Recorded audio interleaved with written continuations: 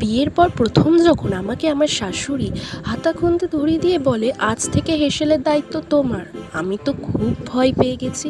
কিছুই তো জানি না রান্না করতে। 1 কেজি মাংস আমার শাশুড়ি হাতে ধরিয়ে দিয়ে বলল, যাও তো গিয়ে ঝটপট রান্না করে ফেলো। আমি তো ভয়ে ঘেমে নিয়ে একসা, কি করব না করব ভেবেই তো পাচ্ছি না। মাকে ফোন করব না পাড়ার কাউকে জিজ্ঞাসা করব না মাকে বলবো যে না আমি রান্না করতে পারি না। তখন ভাবলাম না থাক, মাকেই ফোনটা করি।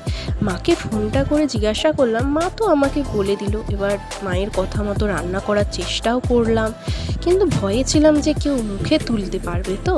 যাই হোক, মায়ের কথা মতো রান্না করলাম, সবাইকে দিলাম, সবাই খেলো। এবার শাশুড়িকেও দিলাম। এবার শাশুড়ি খেয়ে তো জানি না কি বলবে। শাশুড়িকে জিজ্ঞাসা করলাম, মা কেমন হয়েছে? মা বললো, মোটামুটি হয়েছে। বাড়িতে বুঝি কিছুই কাজবাজ করা হতো না? রান্না বান্না বুঝি কিছুই পারতে না করতে? আমি বললাম, না মানে হ্যাঁ না।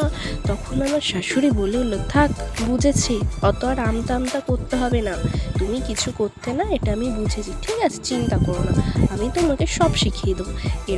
তুই তো আমার মেয়েরই মতো, আমি তোকে সব কিছু আস্তে আস্তে শিখিয়ে দেবো, তুই চিন্তা করিস না। হ্যাঁ, এরকম শাশুড়ি যদি প্রত্যেকটা বাড়িতে বাড়িতে হতো, তাহলে আজ হয়তো বৌমা আর মায়ের মধ্যে কোনো ঝগড়া বিবাদ অশান্তি কিছু থাকতো না। প্রত্যেকটা পরিবারেই যদি বৌমাকে নিজের মেয়ের মতো ভেবে নিজের মেয়েকে যেরকম আগলে রাখা হয় সেরকম রাখা হতো, তাহলে আজ হয়তো প্রত্যেকটা সংসারে বিবাদ হতো না, প্রত্যেকটা সংসারই হাসি খুশি থাকতো।